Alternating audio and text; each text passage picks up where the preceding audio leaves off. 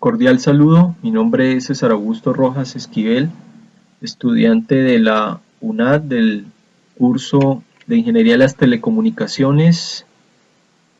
A continuación voy a desarrollar el siguiente interrogante que dice cómo funcionan los protocolos UTP, UDP e IP aplicados a transmisión de datos en redes telefónicas, móviles e Internet. Entonces, para empezar explicando esto hay que entender lo que es cada protocolo. Voy a empezar con el protocolo IP,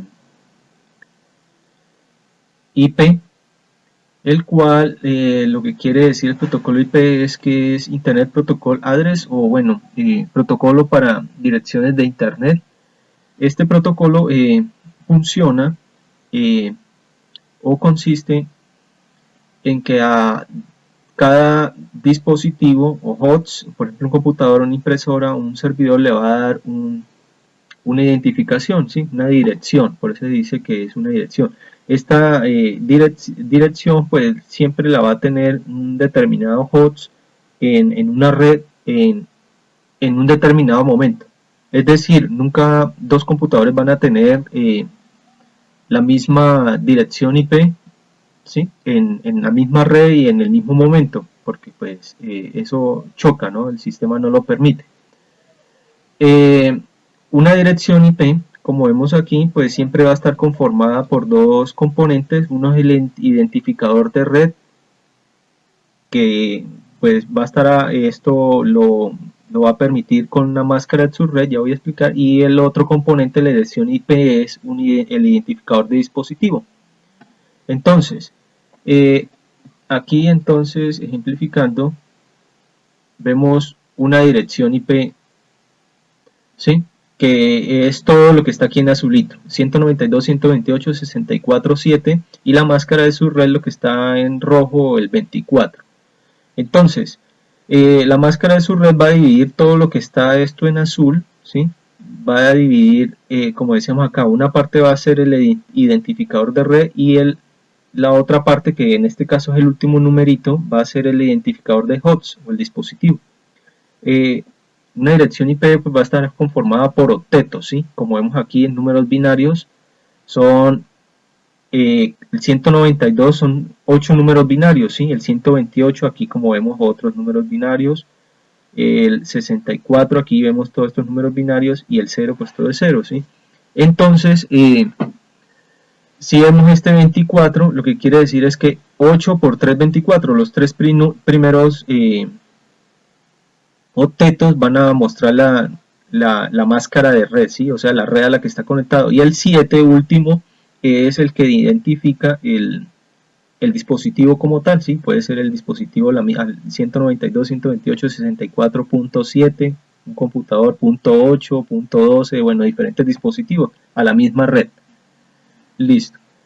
Entonces, aquí continuando, uno puede ver igual en la consola, ¿sí? De un computador Windows, al escribir el comando ipconfig aparece pues la dirección IP del computador que estamos utilizando. Pues aquí vemos el 192 como un ejemplo, la máscara de su red 255.255, sí, aquí está de la manera larga, sí, allá veíamos en el ejemplo anterior eran 24, sí, 8 por 3, 24, aquí están todos los unos, digámoslo así, el 255 son todos los unos en el primer octeto, todos los unos en el segundo y en el tercero, entonces dan 255, 255, 255. Listo. Pues la máscara IP también sirve para aquí definir el gateway, ¿no? Las compuertas que ya como hemos estado viendo en el simulador Packet Tracer, como al hacer subneteo, ¿no? El primero no se utiliza, el segundo se utiliza cuando son varias subredes, se utiliza para configurar lo que son las gateway o las puertas, ¿sí? Para el enlace entre los diferentes dispositivos en redes, en diferentes redes, subredes. Listo, aquí continúa. Se sabe que existen dos tipos de direcciones IP, las de 32 bits, que son las de IPv4 o bueno, IP versión 4, y las de 128 bits, que es IPv6 o versión 6. Entonces, en IPv4, pues aquí vemos, ¿sí? Un primer octeto, segundo, tercero, 4. Cada uno de estos 4 están conformados por 8, ¿sí? 8 por 4, 32 bits. Y aquí pues va a ser 128, entonces va a ser una cantidad mucho más larga, ¿sí? Hasta cumplir los 128. Y aquí pues está en bloques de 16 bits, ¿sí? Va a estar separado. Acá estaba en bloques de 8, acá de 16 en IPv6. Entonces, pues esta representación de binario se pasa a dot decimal notación, ¿sí? Así se conoce, de pasar de binario a como normalmente lo vemos, ¿sí? Allá en la consola como lo mostré anteriormente, que normalmente siempre es 192, 168 y 178 punto y el número, ¿sí? Teniendo también en cuenta la clase de dirección, ¿sí? Esta es clase C. Bueno. Otras diferencias de estos dos tipos de direcciones IP, pues las IPv4, esos 32 bits nos van a permitir o nos van a dar un total de 43 mil millones de direcciones diferentes, ¿sí? En cambio la de IPv6 128 bits nos va a dar unos 340 sextillones, ¿sí? De direcciones diferentes. Entonces ahí también podemos ver como la diferencia entre estas dos. Algunas diferencias, ¿no? Listo. Las direcciones, bueno, el protocolo IP pues también va a estar regido por unas clases, ¿sí? Clase A, clase B, clase C, que es la que más pues utilizamos o se utiliza. Aunque por ahí vi la clase A, ¿sí? Que en las explicaciones con el simulador y una conexión entre la nube y un puerto serial, bueno, cómo se utilizaba. Lo que nos quiere decir estas clases en las direcciones, en el protocolo, perdón, IP, pues es que cada clase determina el número de direcciones de red que están disponibles y la cantidad de hosts que albergan las respectivas redes, ¿sí? Nos van a permitir que haya más redes o menos determinado el tipo de protocolo, ¿sí? Si es clase C va a tener de pronto más o menos que la clase B, C o D, bueno, así sucesivamente. Listo. Aquí investigando pues encontré que quien asigna las direcciones IP, aquí nos dice que la autoridad de números asignados en Internet, IANA, por sus siglas en inglés, ¿sí? Como una corporación de Internet que se encarga de esa asignación de nombres y números de IP. Aquí también nos habla de unos tipos, diferenciando tipos de direcciones IP, están las dinámicas y las estáticas. Las estáticas como tal, uno puede decir que son aquellas que digámoslo, el mismo ingeniero configura de una manera manual, sí, manual, le va dando a cada dispositivo su propia dirección IP, pero tiene que hacerlo el ingeniero más que todo. En cambio, en las dinámicas, como hemos estado viendo igual en el simulador, ¿sí? Uno puede configurar en una subred un servidor en DHCP para que todos los otros dispositivos que estén dentro de esa subred con ese servidor, el servidor automáticamente les bota o bueno, les da la dirección IP. Entonces,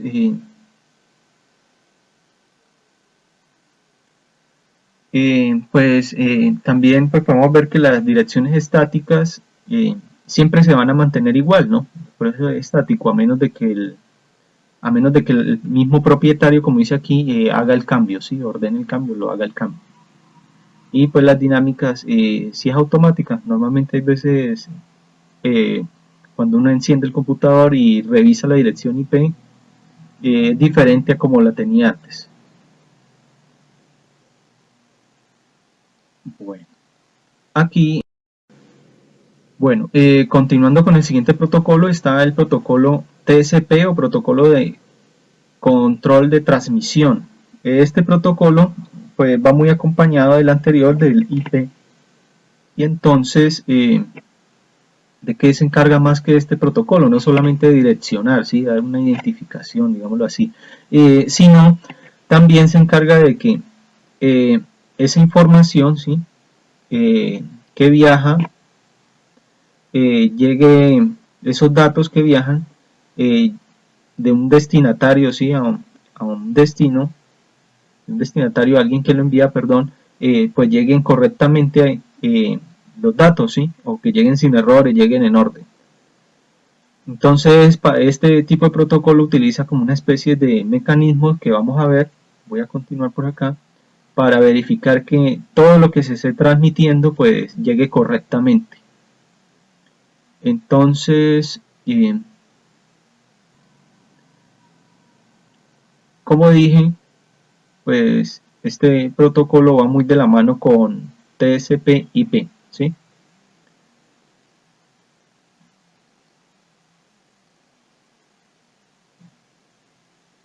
Acá. Entonces, aquí pues este tipo de protocolo ya va a dividir, ¿sí?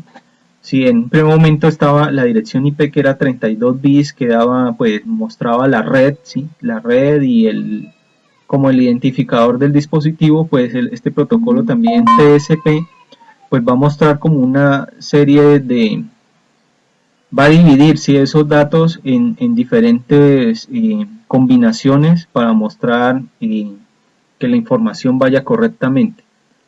Aquí pues nos muestra que cómo es el proceso que hace este tipo de protocolo para comenzar a verificar, ¿no? A verificar la información. Pues primero, en un primer momento, hace una conexión, ¿sí? Una sincronización.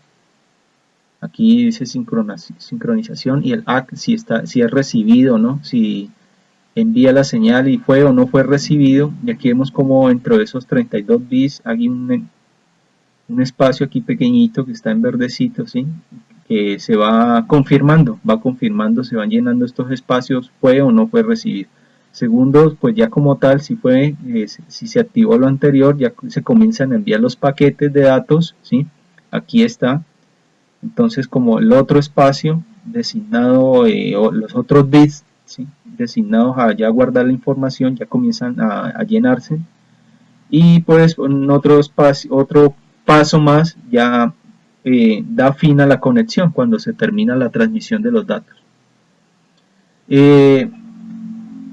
Entonces, aquí nos dice pues que este protocolo, perdón, pues como tal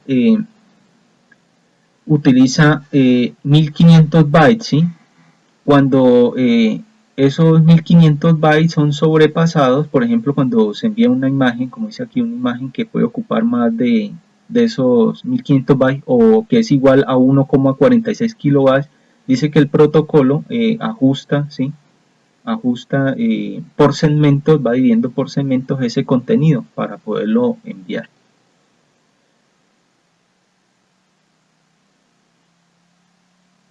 Por aquí. Listo. Aquí vemos los mecanismos que utiliza este protocolo TCP pues para verificar que la información que se está enviando sea confiable, sea fiable mejor, ¿sí? Pues por ejemplo un mecanismo es utilizar el checksum, dice aquí, o suma de verificación, y un ejemplo está aquí en esta imagen, ¿sí? Por ejemplo la palabra hello da una suma de, bueno, aquí está en hexadecimal, F431, y aquí bueno, cambia la A nomás y ya da el resultado, la suma a otro número. Entonces, bueno, este protocolo es como un software, ¿sí? Se encarga de verificar que lo que enviaron llegue exactamente al mismo destino, llegue al destinatario lo mismo, aquí realizando una suma. Hay otro mecanismo que se llama de numeración de todos los segmentos, ¿sí? Para que vayan llegando en orden. Aquí las confirmaciones, llegó o no llegó. Utilizan temporizadores, si pasa mucho tiempo automáticamente TCP retransmite el segmento que se haya perdido. Se descartan los segmentos duplicados. Y aquí por último nos dice que en caso de que un equipo esté transmitiendo una velocidad de 500 megabits y otro a 100, el protocolo TCP se adapta dinámicamente, ¿sí? Las velocidades. Listo. Por último voy a pasar al protocolo UDP, o protocolo de datagramas de usuario. Diferencias con el anterior es que este tipo de protocolo lo que más que todo se encarga es de que haya una transmisión, ¿sí? Pero no de verificar que la información que se está dando mediante esa transmisión llegue fiable, llegue bien, ¿sí? Como pasaba anteriormente, ¿sí? Que la palabra hello llegue exactamente al destinatario como el que la escribió, el que la envió, lo quiso hacer, ¿sí? Bueno, listo. Entonces aquí vemos como tal la diferencia principal, la que acabo de decir, ¿sí? En TSP se verifican que la información sea fiable, esté correcta, ordenada, y en UDP lo importante solamente es que haya un puerto para establecer una conexión y enviar la determinada información sin verificar que esté bien o mal.